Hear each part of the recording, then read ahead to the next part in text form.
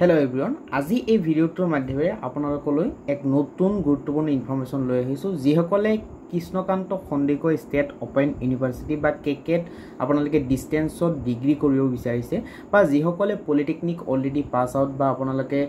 polytechnic class 10 pass কৰি polytechnic পঢ়িছে তেওঁলোকেও যদি ডিগ্ৰী কৰিব বিচাৰিছে হায়াৰ সেকেন্ডাৰী পাস নাই তথাপি আপোনালোকে কেকে মাধ্যমেৰে আপোনালোকে ডিস্টেন্সত ঠিক আছে ডিস্টেন্সত ডিগ্ৰী কৰিব পাৰিব আপোনালোকে কেনেকৈ এপ্লাই কৰিব পাৰিব কেই তাৰিখৰ পৰা ষ্টাৰ্ট হৈছে এপ্লাই অনলাইনত কেনেৰে এপ্লাই কৰিব পাৰিব গুটেখিনি ইনফৰমেশ্যন আপোনালোকক জনাম এলিজিবিলিটি ক্ৰাইটেৰিয়া আপোনালোকৰ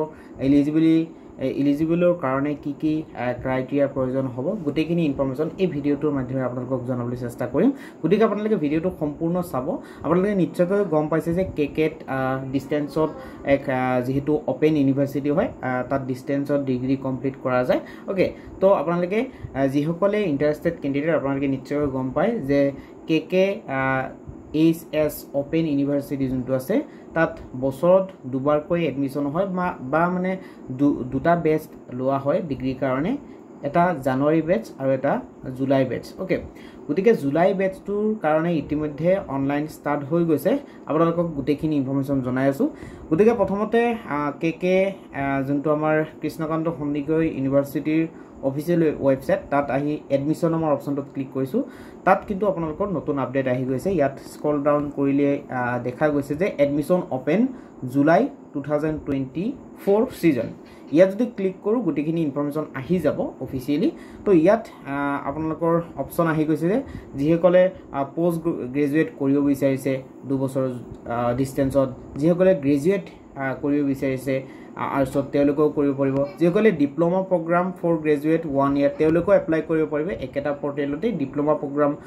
ফৰ 10+2 1 ইয়াৰ কাৰণে সাৰ্টিফিকেট প্ৰগ্ৰাম গুটেখিনি ইনফৰমেশ্যন আহি গৈছে যেহেতু আজি ভিডিওটোৰ মাধ্যমেৰে আপোনালোকক গ্ৰেজুৱেট ঠিক আছে গ্ৰেজুৱেট প্ৰগ্ৰামৰ বিষয়ে জনাম গতিকে ইয়াত 2 নম্বৰ অপশনটো যেতিয়া দেখিব পাইছে যে গ্ৰেজুৱেট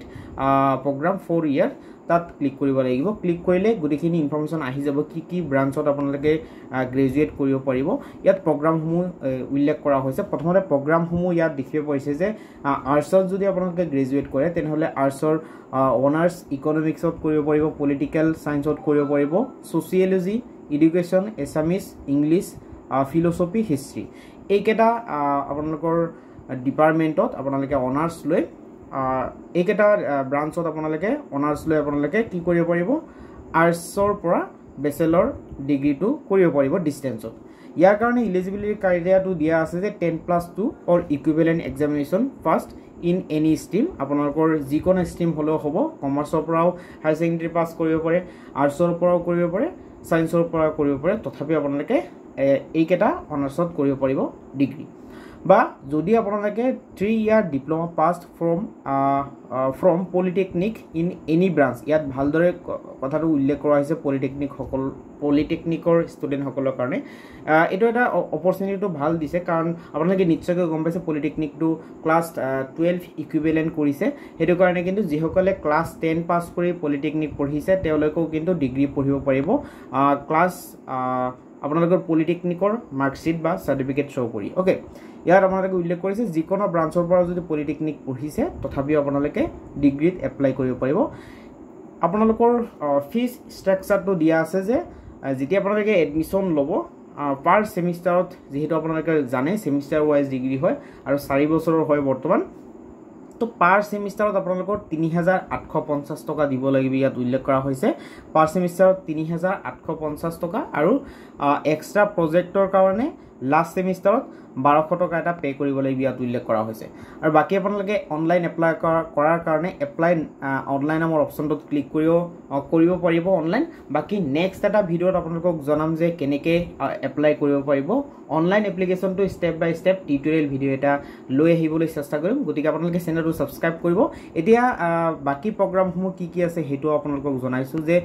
যদি কমাৰ্চত ডিগ্ৰী কৰিব বিচাৰিছে ইয়াত উল্লেখ কৰা হৈছে যে বিকম ওকে বিকম ডিপ্লোমাৰ কাৰণে ইলিজিবিলিটি ক্ৰাইটেৰিয়া একেই যে 10+2 মানে হায়াৰ ছেকেণ্ডেৰী পাছ হ'ব লাগিব যিকোনো ব্ৰাঞ্চত ইয়াত কিন্তু পাৰ্চেণ্টেজৰ কথা উল্লেখ কৰা হোৱা নাই এণ্ড আৰু এটা ইয়াত উল্লেখ কৰিছে 3 year diploma pass from polytechnic in any branch এইটো আপোনালোকে গম পাইছে পলিটেকনিক পাছ কৰিও বিকম কৰিব পাৰিব আৰু ফিজ ষ্ট্ৰাকচাৰটো একেই ৩,৮৫০ টকা পাৰ ছেমিষ্টাৰ ফিজ আৰু প্ৰজেক্টৰ কাৰণে লাষ্ট ছেমিষ্টাৰ যোনটো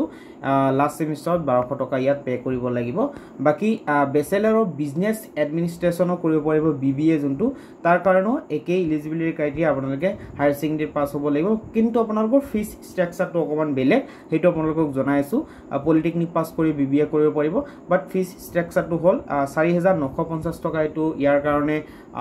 ছেমিষ্টাৰ ফিজটো দিব লাগিব বাকী ১২০০ টকা এইটো লাষ্ট ছেমিষ্টাৰত আপোনালোকৰ প্ৰজেক্টৰ কাৰণে বাকী bachelor of computer application BCA যোনটো হয় BCAৰ কাৰণে আপোনালোকৰ পলিটেকনিক কেণ্ডিডেটসকলৰ কাৰণে ইলিজিবল হয় ইয়াত কথাটো উল্লেখ কৰা হৈছে যেহেতু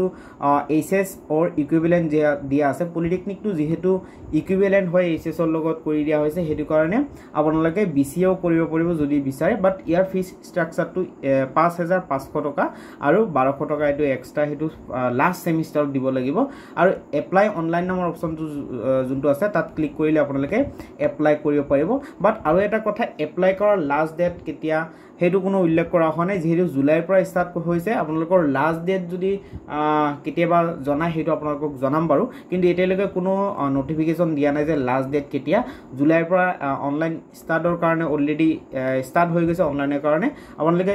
এপ্লাই অনলাইন নামৰ অপশ্যনত যদি ক্লিক কৰে অট'মেটিক আপোনালোকৰ অনলাইনৰ যোনটো পেজ সেইটো আহি যাব আপোনালোকে নিজে অনলাইন কৰিব পাৰিব বাকী নেক্সট এটা ভিডিঅ'ত আপোনালোকক জনাবলৈ চেষ্টা কৰিম যে কেনেকৈ অনলাইন কৰিব ষ্টেপ বাই ষ্টেপ টিউটৰিয়েল ভিডিঅ'টো আপোনালোকক জনাম তো আপোনালোকক জনাব বিচাৰিছিলোঁ যোনটো কথা যে কৃষ্ণকান্ত সন্দিকৈ ষ্টেট অপেন ইউনিভাৰ্চিটিৰ ফালৰ পৰা যোনটো গ্ৰেজুৱেট প্ৰগ্ৰাম অ'কে 4 বছৰৰ যিসকলে ডিষ্টেঞ্চত কৰিব বিচাৰিছে ৰেগুলাৰ হিচাপে ক্লাছ নকৰাকৈ যদি আপোনালোকে ধৰি লওক ডিগ্ৰী কৰ্চটো কৰিব বিচাৰিছে তেনেহ'লে আপোনালোকে কৃষ্ণকান্ত সন্দিকৈ ষ্টেট অপেন ইউনিভাৰ্চিটিৰ ফালৰ পৰা আপোনালোকে ডিগ্ৰীটো কৰি ল'ব পাৰে বহুতে আকৌ কুৱেশ্যন কৰিব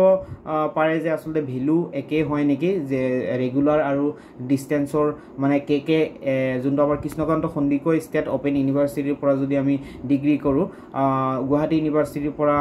ডিগ্ৰী কৰাৰ লগত একেই হ'ব নেকি বা ডিফাৰেঞ্চ আছে নেকি ৰেগুলাৰ আৰু ডিষ্টেঞ্চ ইয়াৰ কাৰণে কিন্তু আমাৰ অসমৰ শিক্ষামন্ত্ৰীয়ে কিন্তু এটা ভাল ইনফৰমেশ্যন দিছে এক সংবাদ মাধ্যমত আপোনালোকে নিশ্চয়কৈ ইয়াত উল্লেখ কৰা আছে এই ভিডিঅ'টো আপোনালোকে ৱেবছাইটত গৈ চাব পাৰে এইটো অফিচিয়েল হয় এইটো আমাৰ অসমৰ শিক্ষামন্ত্ৰী কোৱা হৈছে যে basically regular course regular degree বা গুৱাহাটী ইউনিভাৰ্চিটি বা ডিব্ৰুগড় ইউনিভাৰ্চিটি যিবোৰ ৰেগুলাৰ ডিগ্ৰী কোৰ্চ আছে সেই ৰেগুলাৰ ডিগ্ৰী কোৰ্চৰ চাৰ্টিফিকেটৰ যিমান ভেলু আছে ঠিক তেনেকৈ ডিষ্টেঞ্চৰ কৃষ্ণকান্ত সন্দিকৈৰ পৰাও যদি আপোনালোকে ডিষ্টেঞ্চত ষ্টেট অপেন ইউনিভাৰ্চিটিৰ পৰাও যদি আপোনালোকে ডিষ্টেঞ্চত ডিগ্ৰী কৰে তথাপিও সেই চাৰ্টিফিকেটৰ ছেম ভেলু হয় কোনো ডিফাৰেঞ্চ নাই আপোনালোকে যিকোনো চাকৰি যিবোৰ চাকৰি ধৰি লওক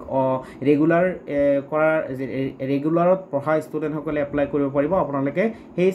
সেই জবৰ সেই চাকৰিটো কিন্তু আপোনালোকে কৃষ্ণকান্ত সন্দিকৈৰ পৰাও যদি পাছ আউট হয় তথাপিও সেই জবত এপ্লাই কৰিব পাৰিব সম্পূৰ্ণ ভেলু গতিকে এনেকুৱা ধৰণৰ কুৱেশ্যন কৰিব পাৰে সেইটো কাৰণে একেবাৰে আপোনালোকক জনাইছোঁ নেক্সট আপোনালোকক ভিডিঅ' জনাবলৈ চেষ্টা কৰিম যে কেনেকৈ এপ্লাই কৰিব আজি ভিডিঅ'টোৰ মাধ্যমেৰে ইমানখিনি তথ্য জনাবলৈ চেষ্টা কৰিছোঁ আশা কৰিছোঁ বুজি পাইছে আৰু চেনেলটো যদি এতিয়া ছাবস্ক্ৰাইব কৰা নাই আপোনালোকে চেনেলটো ছাবস্ক্ৰাইব কৰিব আৰু আপোনালোকে টেকনিকেল গাঁৱলীয়াৰ টেলিগ্ৰাম চেনেলটো ফ'ল' কৰি ৰাখিব এই ভিডিঅ'ৰ ডিছক্ৰিপশ্যনত লিংকবোৰ আছে আৰু ফেচবুক পেজটো ফ'ল' কৰিব ইনষ্টাগ্ৰাম আছে ইনষ্টাগ্ৰামটো ফ'ল' কৰি ৰাখিব কাৰণ ইনফৰমেশ্যনবোৰ ক'ত কেতিয়া দিওঁ সেইটো কোনো আপোনালোকে জানিবই নোৱাৰিব কাৰণ কেতিয়াবা কি হয় যে ভিডিঅ' আকাৰে ইনফৰমেশ্যন দিব নোৱাৰোঁ কেতিয়াবা হঠাৎ আমি টেলিগ্ৰামত দি দিওঁ কাৰণ কেতিয়াবা ভিডিঅ' বনোৱাৰ পৰিৱেশ নাথাকিলে আমি ডাইৰেক্টলি মেছেজ বা ভইচ আকাৰে কিছুমান ইনফৰমেশ্যন হঠাৎ আহি গ'লে আমি টেলিগ্ৰাম চেনেলত দি দিওঁ গতিকে আপোনালোকে টেলিগ্ৰাম চেনেলটো ফ'ল' কৰি ৰাখিব আজি ভিডিঅ' চোৱাৰ বাবে বহুত বহুত ধন্যবাদ জনাইছোঁ thank you so' much bye bye